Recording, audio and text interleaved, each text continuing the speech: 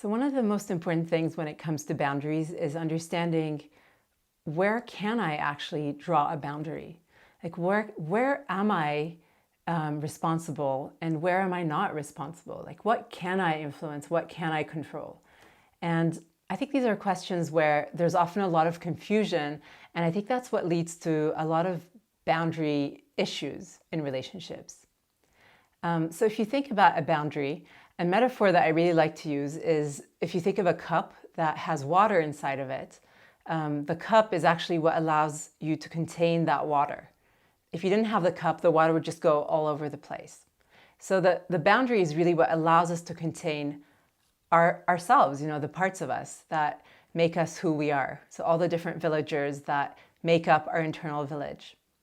And it also helps to define, okay, this is where I end, and then someone else begins outside of my boundary. It's almost the space between me and someone else. And when we see it that way, it can make a lot more sense to think of, okay, well, what am I actually responsible for? And the only thing that I can really be responsible for are the things that I can control, or that I have power over in a way, or have choice over. And those are my thoughts, my emotions, and my choices. We looked in the first video about how we actually don't have that much influence over our thoughts and our emotions, because they're automatic, they're part of our conditioning both as humans, but also in the way that we were brought up.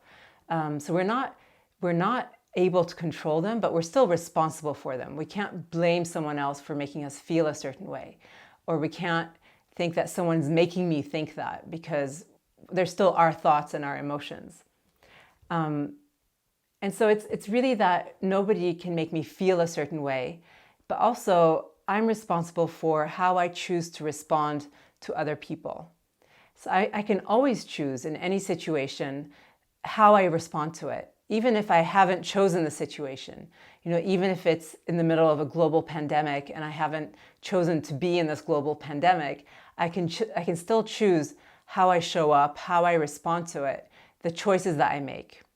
So I would say the thing that's most in our control and most part of our responsibility is our actions and our choices, because that's what we have the most control over.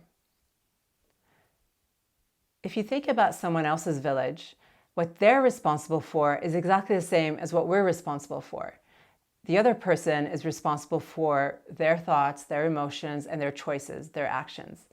And we have no ability to actually control how someone else is going to feel and how they're going to react. There's even extreme situations where you can think of putting a gun to someone's head and trying to force them to do something. They still have the choice of how they're going to respond, even in that super extreme example. We can't actually control other people's behavior, and we can't control how they feel. We can maybe influence what they feel and what they do. That's it.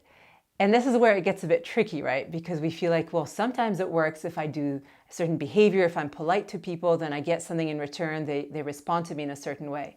And that could be true some of the time, but we could also meet someone who finds that people who are polite are just complete wimps and doesn't respect us for that and reacts in a really weird way, which actually has nothing to do with us, but with their own experience and their own conditioning.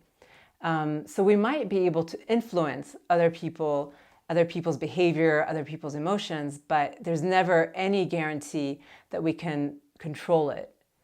And since we can't control what someone else feels or thinks or does, we can't be responsible for it. We can only be responsible for our own actions and our choices, and we can act towards someone the way we want to act because that's the kind of person that we want to be. But I think it's really important to realize that the other person is still free to respond in the way that they want to, the way that works for them.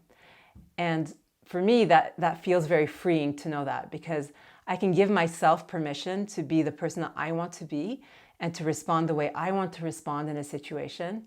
And then I can give the other person permission to respond the way that they see fit. So I can do something nice for someone because that's the kind of person that I want to be.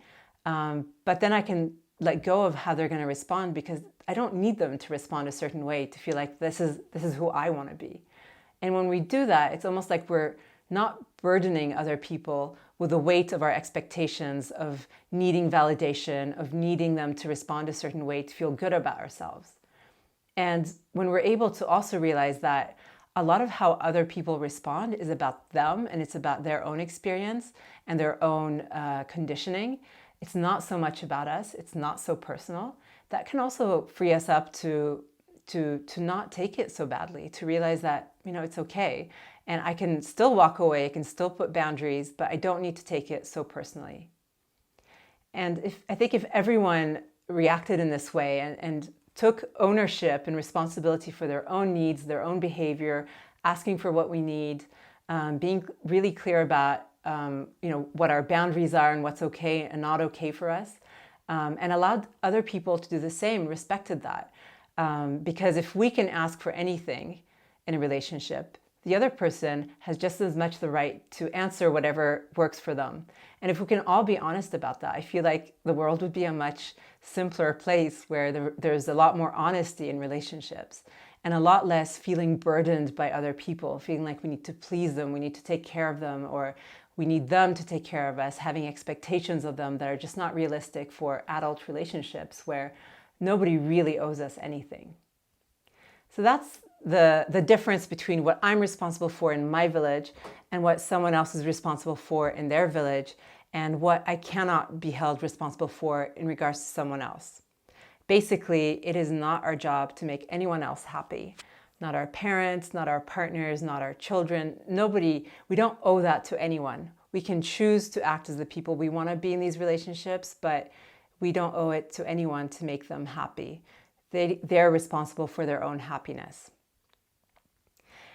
And the last thing I want to say is that there is also a third kind of village, which I call nobody's village, or maybe we can even call it everyone's village, because this is the village where nobody is in control. It's things like natural disasters, death, global pandemics, the weather, things that nobody can control. And if we can let go of the need to fix that, to control that, or even getting angry about those things happening, we can also be a lot more at peace than trying to feel like, I should be able to control things. We can't control them. We can't control what goes on in that village. Again, what we can choose is how we respond in that situation, how we show up within the reality of what's happening.